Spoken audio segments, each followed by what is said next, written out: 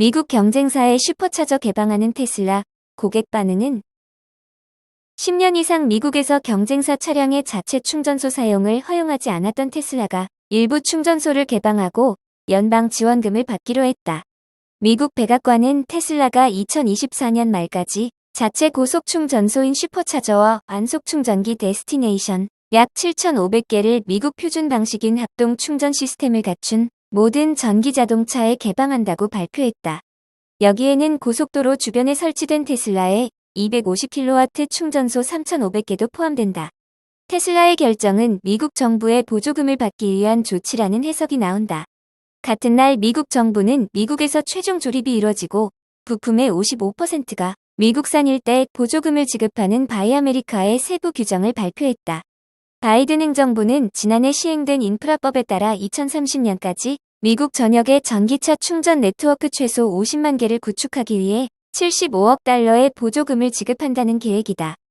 해당 지원금을 받는 충전소는 바이 아메리카 규정을 적용받는다.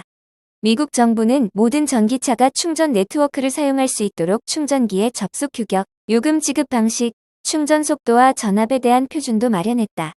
표준안에 따르면 보조금을 받기 위해서는 CCS를 사용해야 한다. 대부분의 전기차 충전소가 CCS를 채택하고 있지만 현재 테슬라의 슈퍼차저는 이 방식을 사용하지 않는다. 슈퍼차저는 단일 기업이 운영하는 세계 최대 충전 시설로 알려졌다. 테슬라는 지난해 11월 전 세계 슈퍼차저가 4만 대를 돌파했다고 밝혔다. 올해 안에는 5만 개 이상, 내년 말까지 17만 700개로 늘린다는 계획으로 확대 작업을 진행 중이다.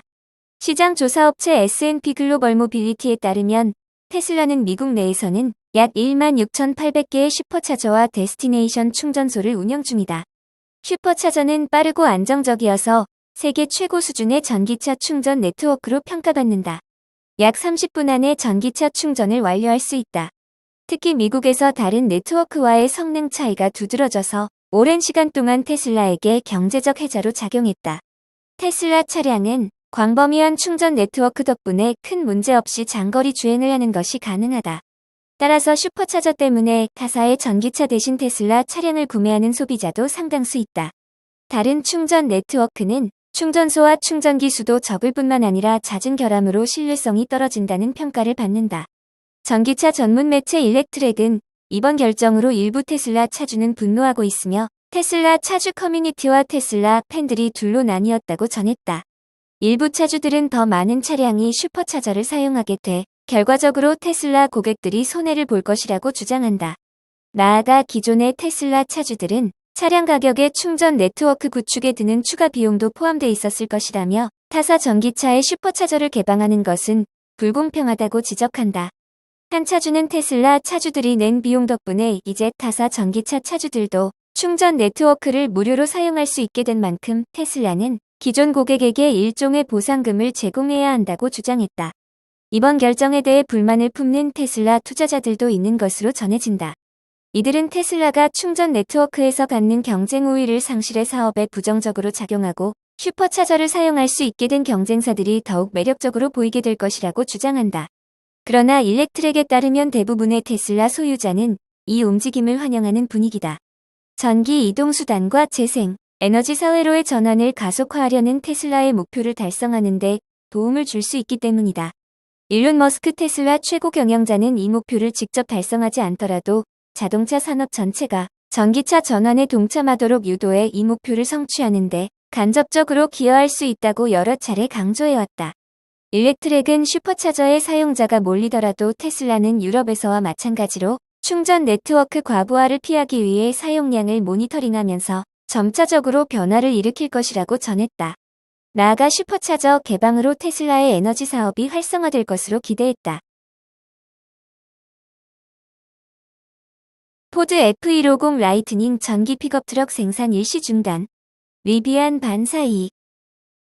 포드 자동차가 배터리 결함 가능성을 이유로 F150 라이트닝 전기 픽업트럭의 생산과 출하를 일시적으로 중단했다고 밝혔다. 전기 픽업트럭 시장에서 포드와 경쟁하는 리비안 자동차가 반사 이익을 거둘 것이란 전망으로 주가가 최근 상승했다. 배런스, 월스트리트 저널 등 외신에 따르면 포드는 이날 배터리에 결함이 있을 수 있다는 판단에 따라 F150 라이트닝 전기 픽업 트럭 생산과 출하를 일단 멈췄다고 밝혔다.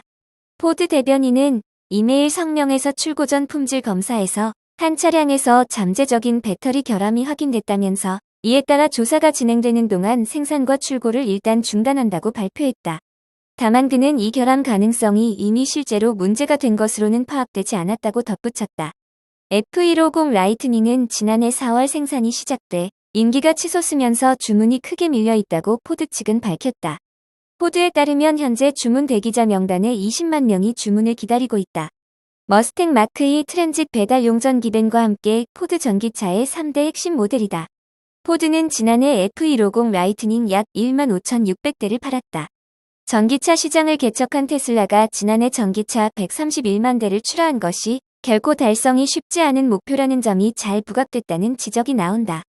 배틀로드 리서치 창업자 벤 로즈는 제한된 생산 규모에서 대량 생산으로 갈아타는 것이 전기차 부문에서 얼마나 어려운 일인지가 이번 배터리 결함 문제가 재부각됐다고 지적했다.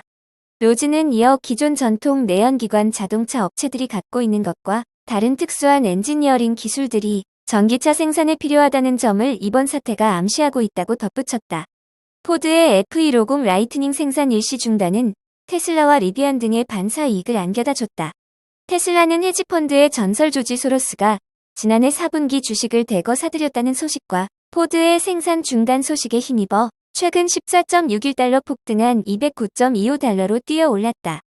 포드가 0.12달러 하락한 12.97달러로 마감한 것과 대조적이다. 사이버트럭이 올 후반 출시될 예정이어서 아직 포드와 전기 픽업 트럭 시장에서 본격적으로 격돌하지 않고 있는 테슬라와 달리 전기 픽업 트럭 R1T를 내놓으며 전기 픽업 트럭 시장을 개척한 리비안도 반사 이익을 얻었다. 이날 리비안은 0.57달러 뛴 19.49달러로 마감했다. 지난해 4월 출고를 시작한 포드가 라이트닝 전기 픽업 트럭 15,680대를 출고한 반면 리비안은 지난해 전체 R1T 전기 픽업 트럭과 R1S 전기 스포츠 유틸리티 차량 2332대를 출하했다. 루시드 에어퓨어 RWD 1회 충전 653km 예상. 시드 에어퓨어 엔트리 트림의 성능이 예측됐다. 지난해 11월 로스앤젤러스 오토쇼에 등장한 베이스 모델 에어퓨어는 최고 출력 480마력, EPA 추정 주행거리 659.8km, 제로백 3.8초 성능의 듀얼모터 사륜구동 사양만 공개된 바 있다. 시작 가격은 92,900달러로 지난 12월 31일부터 고객 인도가 시작됐으며 엔트리 트림인 싱글모터 후륜구동은 올해 1분기 출시가 예고됐다. 루시드는 기본 트림의 고객 인도 시기를 아직 밝히지 않았으나 해외 자동차 매체 오토에볼루션이 확보한 이메일에는 해당 모델의 예비 사양이 공개되었고 AWD 모델과 큰 차이가 없는 것으로 알려졌다. 확보된 자료에 따르면 1회 충전 주행거리는 EPA 기준 406마일가 예상되며 이는 AWD 대비 불과 4마일 부족한 수치다. 후륜에 장착된 전기 모터는 최고 출력 430마력, 최대 토크 56.1kgm의 성능을 발휘하며 정지 상태에서 100km에 도착하는 시간은 4.4초다. 충전은 900V 시스템으로 15분 만에 최대 200마일 주행거리를 확보할 수 있으나 RWD 모델의 250kW DC 고속 충전기 사용 여부는 아직 명확하지 않다.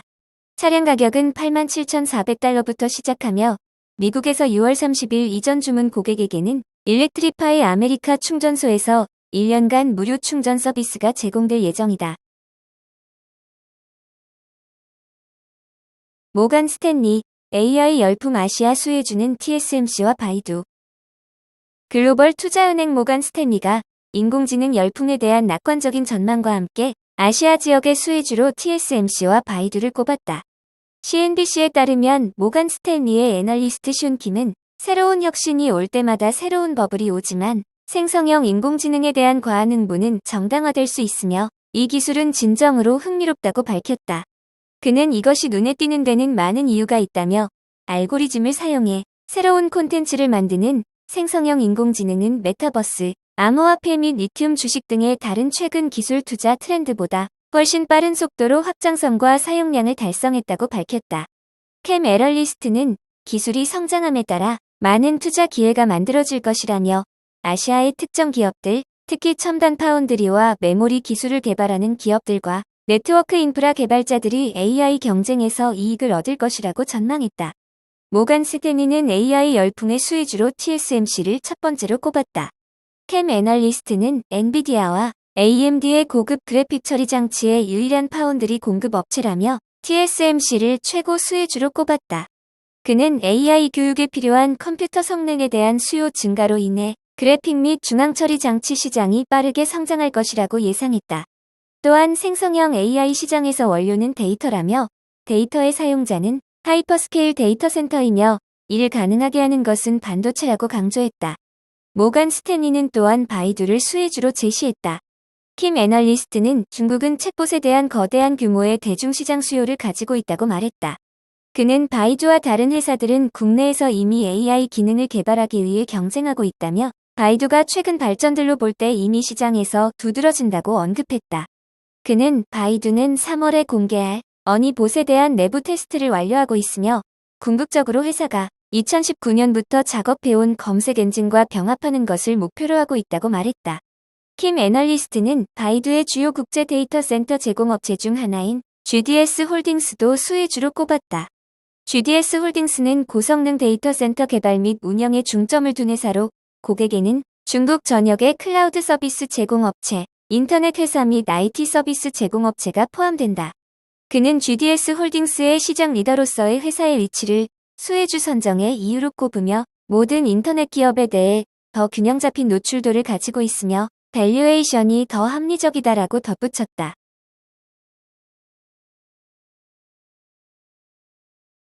렉서스 뛰어넘겠다는 중국 전기차 니오. 가능할까? 중국 전기차 스타트업 니오가 일본 렉서스에 도전장을 내밀었다. 니오는 최근 중국 허페이시에서 열린 니오데이 행사에서 렉서스를 겨냥했다. 이 자리에서 리빈 니오 CEO는 행사가 끝난 후 인터뷰를 통해 올해 니오의 판매량은 렉서스를 뛰어넘을 것으로 확신한다고 말했다. 지난해 렉서스의 중국 판매량은 월 평균 약 1만 5천여 대다. 이에 비해 니오는 같은 기간 9,500여 대를 팔았다. 만약 니오 CEO의 발언이 허언으로 끝나지 않으려면 니오는 지난해보다 월 평균 1,000대 이상을 더 팔아야 한다. 한편 니오는 이 자리에서 신형 전기차와 3세대 전기차 배터리 교체를 제공하는 장소를 발표했다.